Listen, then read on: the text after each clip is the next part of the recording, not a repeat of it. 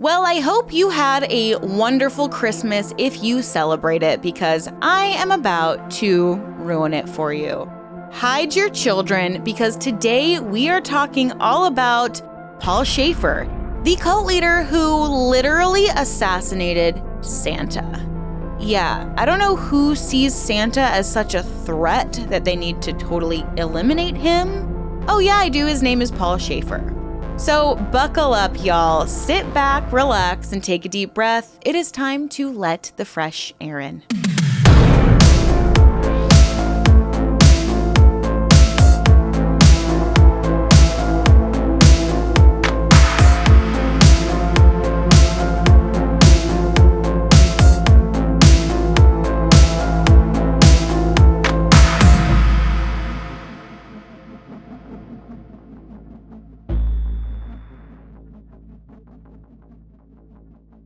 Hello, everyone. Welcome back, or welcome if you're new. My name is Erin, and I am fascinated by all things cult, true crime, and unique spiritual practices. I post about 2 videos every single week on one of these topics, so if you're into this sort of thing, please consider subscribing. I would absolutely love to have you here. I hope you're having a wonderful holiday season with your friends.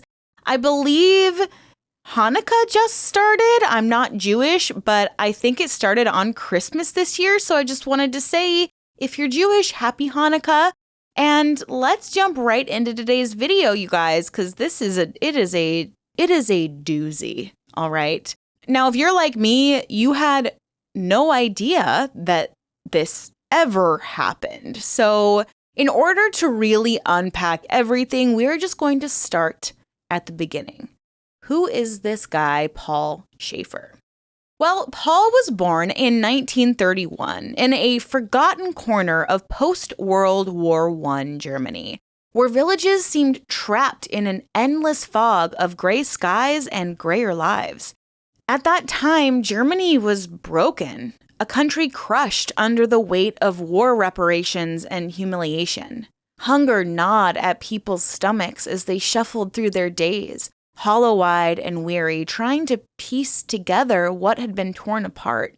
And Schaefer's family lived in such conditions. His father, Wilhelm, a stern blacksmith with calloused hands and little patience for childhood whimsy, worked from dawn until dusk. And his mother, Inga, who had lost 2 children before Paul was born, existed as a shadow in the small cottage that they called home. Her grief filled the air like smoke from Wilhelm's forge, heavy and suffocating. Paul, who was the last surviving child, grew up practically surrounded by silence. His mother rarely spoke to him. Her eyes were fixed on nothing in particular, while his father communicated only in barks and orders. So left to his own devices, Paul spent his days wandering the woods that bordered their village. Ancient trees twisted above him like skeletal giants. He would sit beneath them for hours, perfectly still, his small hands digging into the cold earth. The villagers whispered about Paul even then. There was just something about that kid, something not quite right. He didn't laugh or play, nor did he join the other children as they invented games from scraps of cloth or sticks.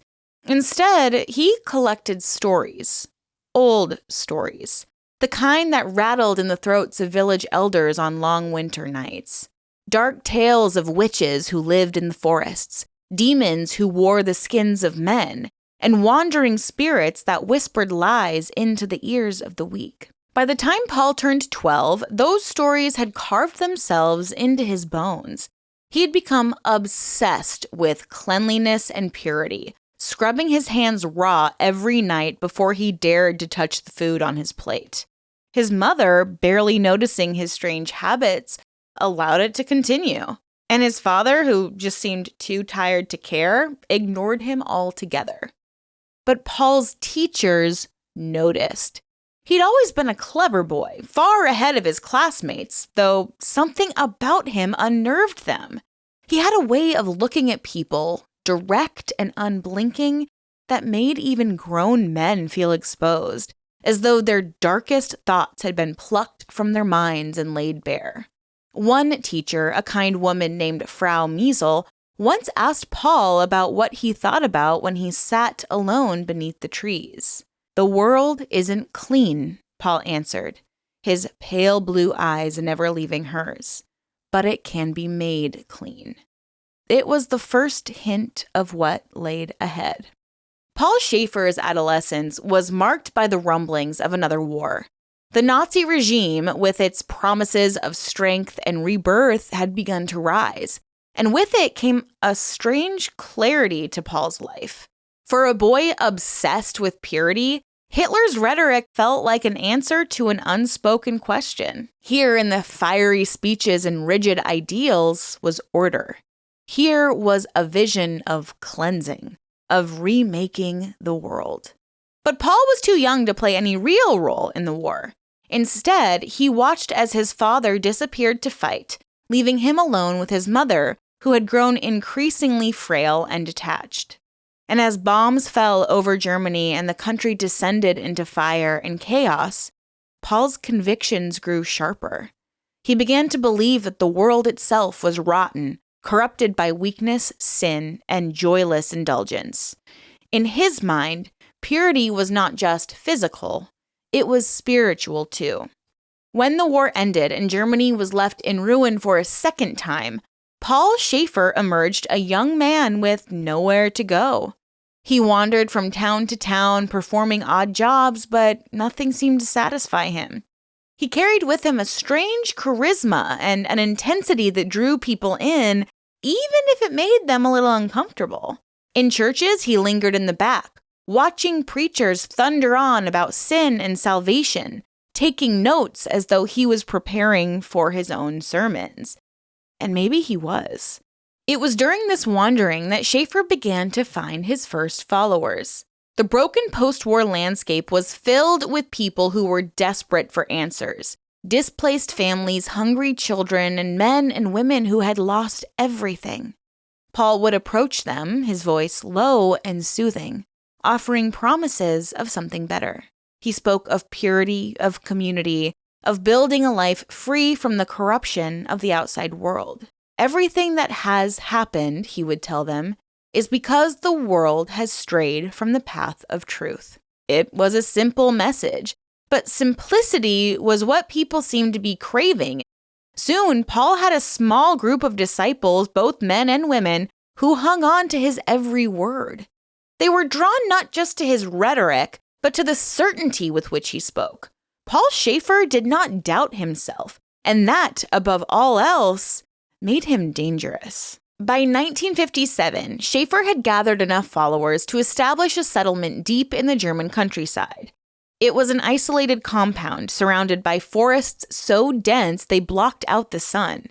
Schaefer called his community the Fellowship of the New Purity. At its heart was a promise, a new way of life, free from the sins of the modern world. At first, life in the compound seemed idyllic. Families worked together to grow food, build homes, and care for one another. Paul preached daily, his voice echoing through the central meeting hall like the tolling of a bell. He spoke of a world that had lost its way, corrupted by greed, indulgence, and false idols. Joy, he said, was a distraction, a lie perpetuated by forces that wished to keep humanity weak. What? Purity requires sacrifice, he preached, his hands raised to the heavens, and sacrifice will save you. But slowly the fellowship's teachings grew darker, if you can even imagine that. Paul began to speak of an invisible enemy called the deceiver, who spread lies and false joy throughout the world. He warned that the deceiver wore many faces and that its greatest trick was convincing humanity that indulgence and happiness were harmless. So wow, y'all, you better suffer. You better suffer for your enlightenment. And in time, Paul gave this enemy, the deceiver, a name. Saint Nicholas. His voice was trembling with fervor when he spoke. Quote, Santa Claus is the mask the deceiver wears. He poisons our children with greed. He teaches them that gifts come without sacrifice, that joy can be bought and sold, unquote. And this idea spread like wildfire through the compound. Parents who had grown up with stories of Santa Claus began to weep, clutching their children as though they'd already been tainted. Paul told them that Santa was not a myth, but a force, a real malevolent presence that infected the world like a disease. "We will not let him win," Paul proclaimed, his voice rising above the fearful murmurs. "We will cleanse the world of this lie. We will destroy him." And from that moment on, Santa Claus became the enemy of the fellowship. The transformation of Santa Claus into the literal embodiment of evil within the fellowship of the new purity marked a turning point for Paul Schaefer and his followers. At first, the idea seemed absurd to outsiders who caught wind of it. I mean, it was a twisted joke, just a dark satire. But within the walls of the compound, Paul's teachings literally spread like gospel. He began to preach with such an intensity that it bordered on mania. He would pace the central hall as the faithful listened in rapt silence. His words painted this terrifying picture, a world controlled by an ancient deceptive force that had taken the shape of a jolly old man in a red suit. Santa Claus, Paul explained, was not the whimsical figure people believed him to be. He was the deceiver, a demon who disguised himself to corrupt humanity. "Look at him," Paul thundered one evening, his voice echoing through the hall. "This grotesque symbol of greed. He teaches your children to expect gifts for nothing. He fills their hearts with desire and he poisons their souls with lies. He is a thief of innocence, a corrupter of purity." Imagine having so much free time that you're this angry about children being happy. I just can't wrap my head around it. So the fellowship's indoctrination rituals began to reflect this growing obsession with Santa being evil. Families were forbidden to speak the name Santa aloud and had to replace it with the deceiver. Children were taught that Christmas was not a season of joy, but a season of temptation. Paul instructed his followers to destroy any remnants of the holiday they could find. Ornaments were smashed, garlands burned, stockings ripped apart as if they were cursed. I mean, this guy was literally Scrooge, except he didn't have like the moral arc at the end of the story. He's the Grinch. Again, without the moral arc at the end of the story. And he didn't stop there. He wove new stories, terrible tales designed to burrow deep into the minds of his followers. He spoke about how Santa traveled not with reindeer, but on the backs of shadowy beasts that left trails of ash and poison in their wake. He claimed that Santa's sack of toys was a bottomless void, a prison where the souls of corrupted children were trapped for eternity. It's almost making me laugh at how absurd it is. Quote, "The world celebrates him," unquote. And Paul raged this statement during a sermon that would later become infamous among ex-followers. "The world worships him, and they do not see. He must be stopped. His reign of lies must end." And it was around this time that Paul began to have visions, or at least so he claimed. His closest disciples recalled how he would enter these trances that would last hours, sometimes days, and he would emerge with these wild eyes and a fervent certainty that his purpose had been revealed.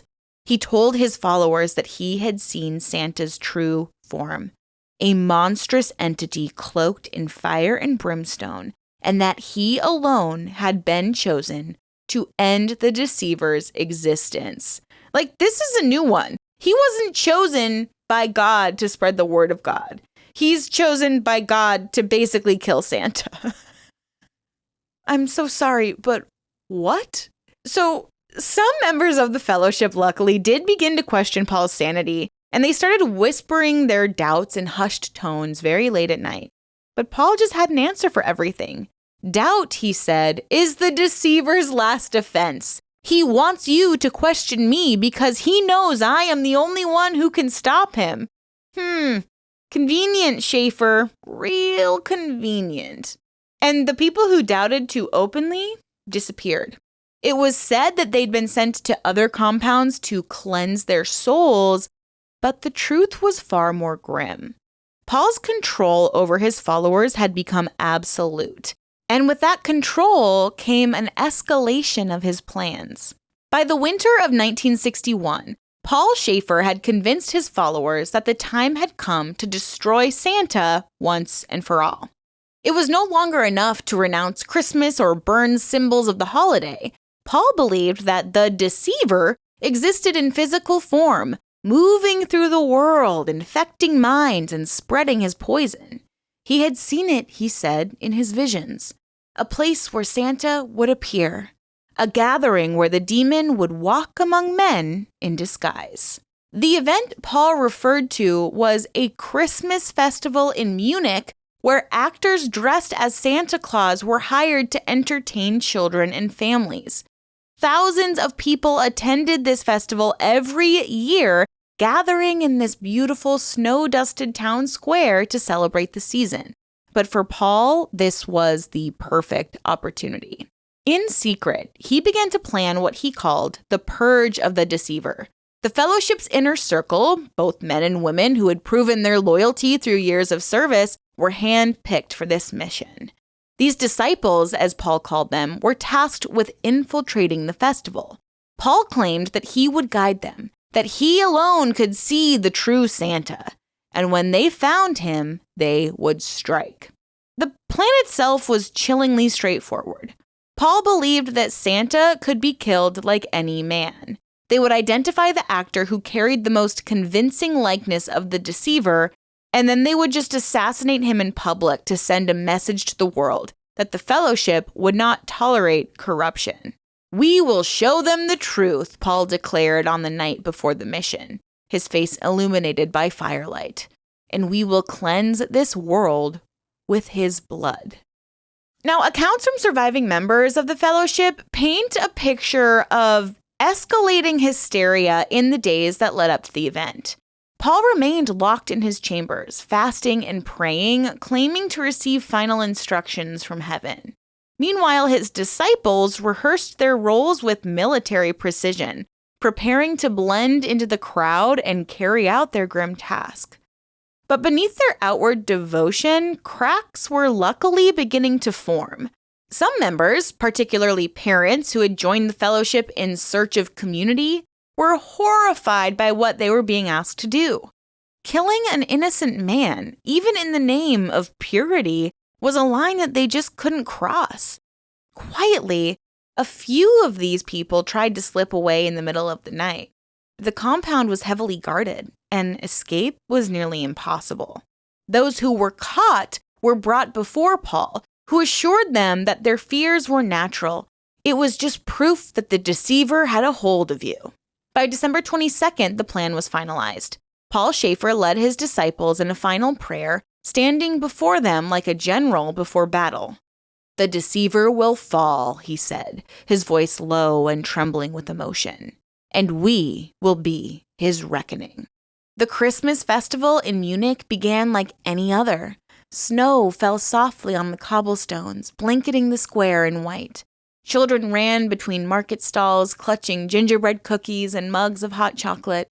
A choir sang carols beneath a massive fir tree strung with golden lights, their voices rising into the cold December air. Among the crowd, actors dressed as Santa Claus mingled freely. Some handed out candy, while others posed for photos with smiling families. But no one noticed the fellowship disciples at first. They were careful to dress like everyone else, their faces calm and unreadable as they moved through the crowd. Only their eyes betrayed them, darting back and forth, scanning the square for signs of the deceiver. And Paul Schaefer, well, he himself remained hidden, watching from the edge of the square. It was said that he had gone without food or sleep for days, his face gaunt and hollow, but his resolve unshakable. He alone would identify the true Santa, he told his disciples. And it happened just after sunset. A man in a bright red suit with a thick white beard appeared near the base of the tree. Children swarmed around him, their laughter ringing out like bells.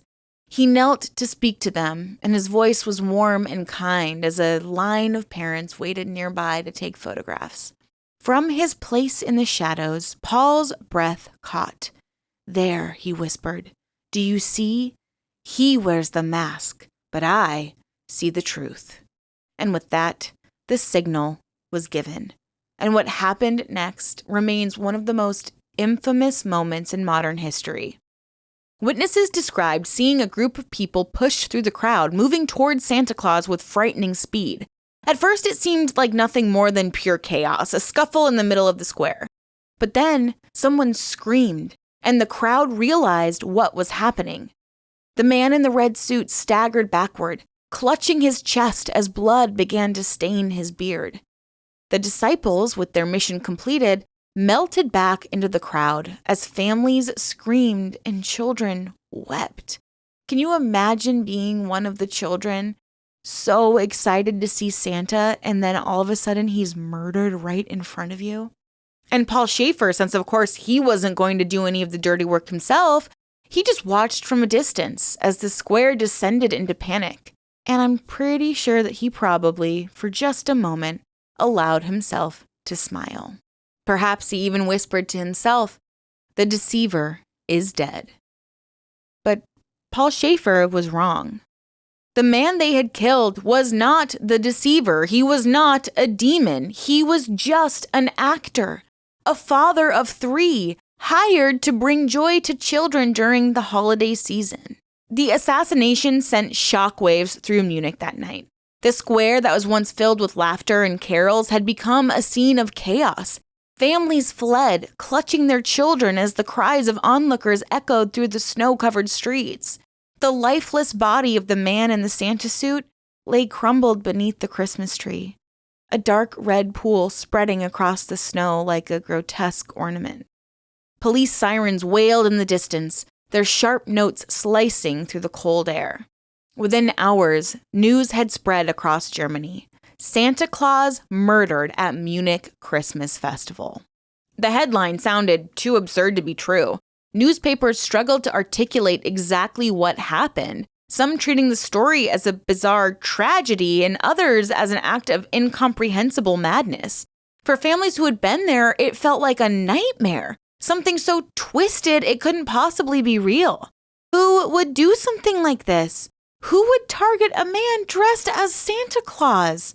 As the authorities descended on the square, their investigations revealed more questions than answers. Witnesses described a group of attackers, their faces ordinary yet cold, who disappeared back into the crowd as quickly as they had appeared.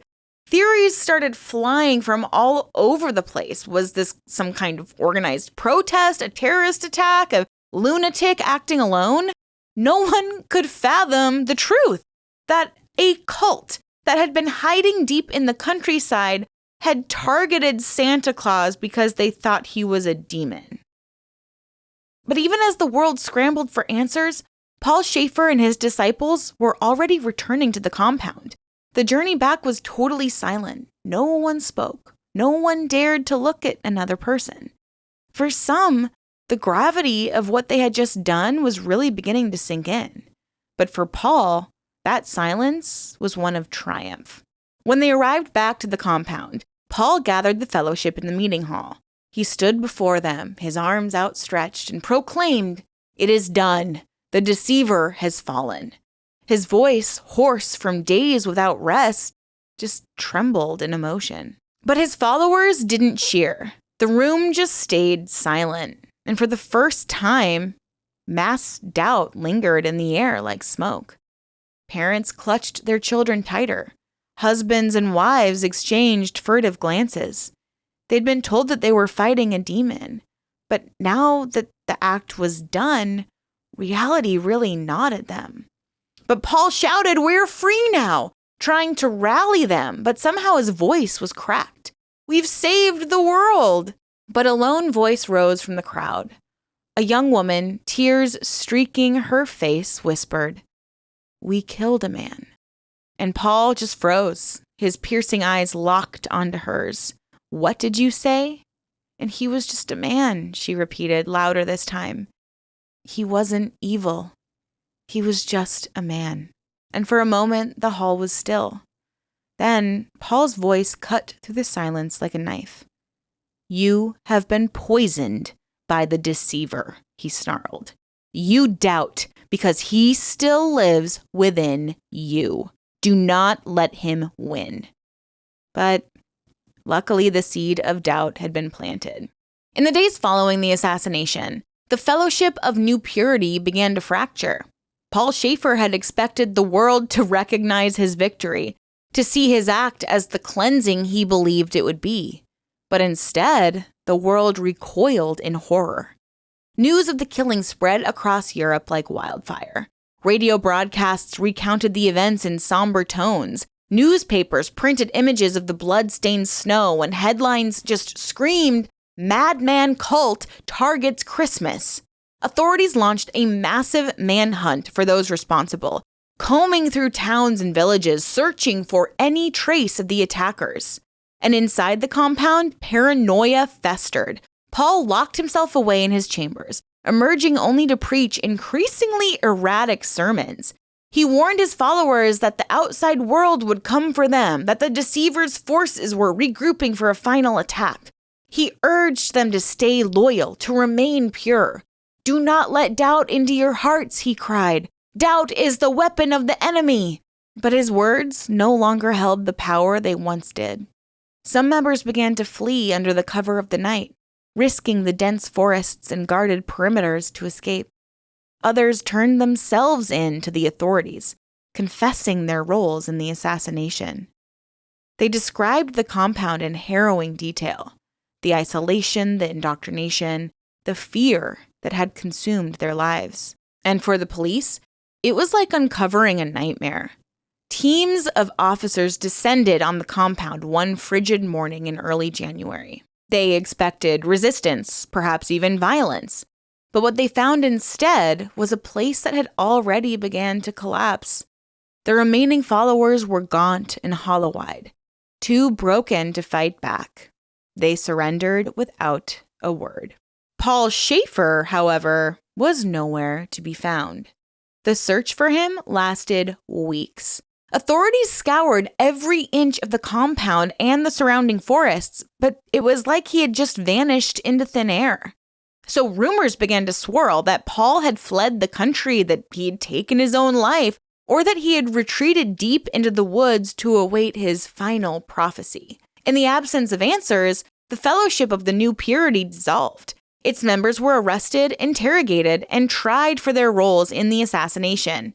Many spoke openly of their regret, their voices trembling as they recounted how they had fallen under Paul's spell. Parents wept as they described the fear that had driven them to obey, the blind faith that had turned them into something unrecognizable. And yet, Paul Schaefer remained a ghost. It wasn't until March of 1962, 3 months after the assassination, that Paul Schaefer was finally found. A group of farmers stumbled upon him in a derelict hunting cabin deep in the Bavarian forest. He was alone, half-starved, his once commanding presence reduced to that of a broken man. When the police arrived, Paul did not resist. He sat quietly on the floor of the cabin, his hollow eyes staring at nothing. At his trial, Paul refused to speak in his defense. He sat silently as witness after witness took the stand, describing the horrors of the fellowship and the murder of an innocent man. His former disciples wept openly, pleading for forgiveness. But Paul remained unmoved. It was only during the final days of the trial that he spoke. When asked why he had orchestrated the killing, Paul rose slowly to his feet. His voice, though faint, carried through the courtroom. "You do not understand," he said. "He was real. The deceiver was real. And I did what had to be done." And the courtroom just fell silent. Paul Schaefer was found guilty of murder, conspiracy, and incitement of violence. He was sentenced to life in prison, where he would spend the remainder of his days. Those who visited him in the years that followed described him as a man forever lost in his own delusions. He continued to preach to no one, his voice just echoing off the walls of his jail cell, proclaiming that the world was still tainted, that the deceiver's work was not yet finished. The story of Paul Schaefer and the assassination of Santa Claus remains one of the most bizarre and haunting chapters in modern history. It's a tale that seems almost too strange to be true. A cult leader so consumed by his own delusions that he turned a symbol of joy and innocence into the face of evil. For those who survived the fellowship, the scars lingered long after the compound was abandoned. Many spent years in therapy trying to unravel the beliefs that had burned into their minds. Parents struggled to explain to their children why they had followed a man who convinced them to hate something as harmless and joyous as Santa Claus. In the decades that followed, Paul Schaefer became a symbol, a cautionary tale about the dangers of fanaticism and the power of unchecked charisma. Scholars analyzed his teachings, his methods, and his descent into madness, searching for answers that might explain how one man could wield such influence. But there are no easy answers. Paul Schaefer's story serves as a grim reminder of humanity's capacity for both belief and destruction, of how symbols can be twisted and innocence can be corrupted. And as for the man in the red suit who lost his life that winter night, his memory lives on, not as a demon, but as a man who brought joy to children in his final moments. In Munich, a plaque now stands beneath the Christmas tree in the town square, a quiet tribute to his life and a reminder of the tragedy that unfolded there. It reads simply, "In memory of joy stolen and innocence reclaimed." And so, the legend of Paul Schaefer, the cult leader who assassinated Santa, remains etched into history, a tale of darkness, delusion, and the fragile line between belief and madness. What do you think of this absolutely insane story? When I was researching this, it absolutely blew my mind that someone could come up with something just so wild to be their enemy. Like, what did Santa do to you? Did he forget to bring you a Christmas gift one year? Like, we understand that Santa isn't real, right?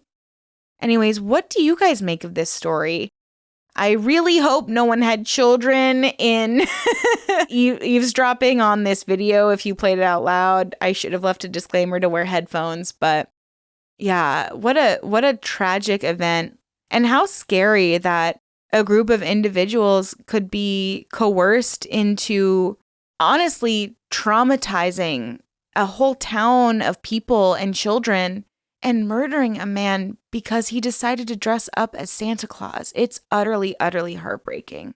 Let me know what you thought about the style of this video too. I wanted to do it in a little bit more of a storyteller vibe rather than just regurgitating information. So please let me know if this helped you retain the information more or painted a better picture for you. Not that you necessarily want to have a picture of what we talked about today ingrained in your mind.